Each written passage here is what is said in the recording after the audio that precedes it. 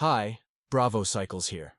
For thousands of years, humans have observed the impact of the solar planetary system on life on Earth. In the last 2 centuries, scientists have intensively studied the periodic cycles of different phenomena on Earth as consequences of cycles in the solar system. Sunspot numbers have been studied since Babylonian times. German astronomer Schwabe, in 1843, discovered their cyclical variations of about 11 years. The 11-year sunspot number cycle is one half of the complete 22-year Hale solar magnetic field cycle. It is possible that the observed 11-year cycle is a compound cycle comprising multiple solar system oscillations with periods around 11 years, as shown in the chart: 10, 10.7, and 11.7-year cycles. In this video, I will tell you a fascinating story about how solar cycles, represented by sunspot numbers, relate to financial markets. The most important chart is at the end of the video. A century ago, a very high correlation between sunspot number and manufacturing activity was discovered, as shown by the chart from the book, Cycles, the Mysterious Forces That Trigger Events, by Edward Dewey and Og Mandino.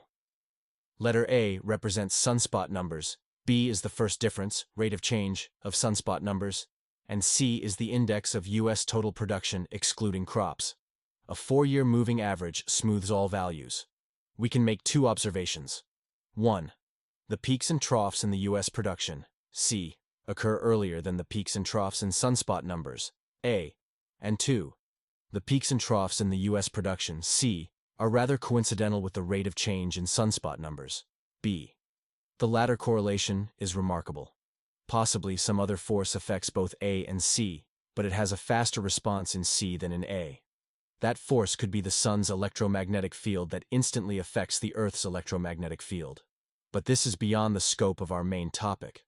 What is essential to note that U.S. production should naturally correlate strongly with various financial markets. However, that correlation may be smaller than a century ago, as services now represent a significant fraction of the U.S. economy. The next chart, published by Prechter and Kendall in The Sunspot Cycle and Stocks in 2000, shows that throughs in Dow Jones Industrials preceded the trough in sunspot numbers throughout the 20th century. Although it cannot be used for precise timing, this relationship can be used to estimate market turns from the long-term perspective, as multiple institutions, including NASA, make predictions about sunspot numbers. This chart shows that the cycle through for the present sunspot cycle 25 is expected to occur in the early to mid-2030s. Thus, following the relationship we discussed earlier, we can expect the stock market to have a cycle trough in the early 2030s.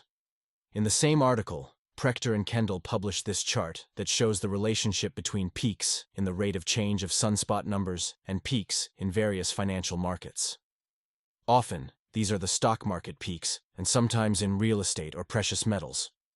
The upper window in this chart shows my Standard & Poor 500 SPX index price direction prediction based on the cycles I made in August 2023. The black line represents the SPX price.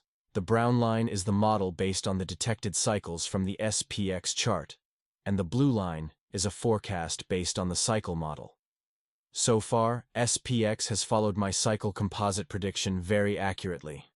I also marked a potential solar activity peak in late 2024 per multiple institutions' predictions. I also pointed to the relationship between a sunspot peak and a possible stock market peak. It has been recently indicated that sunspots likely peaked, as shown in the lower window. We should be facing a peak in one of the financial markets. Based on various analyses that I have performed recently, I expect a peak in the stock market. I will post a time turning point analysis of the stock market in a few days. Thanks for watching us. Subscribe now and don't forget to like, comment, and share.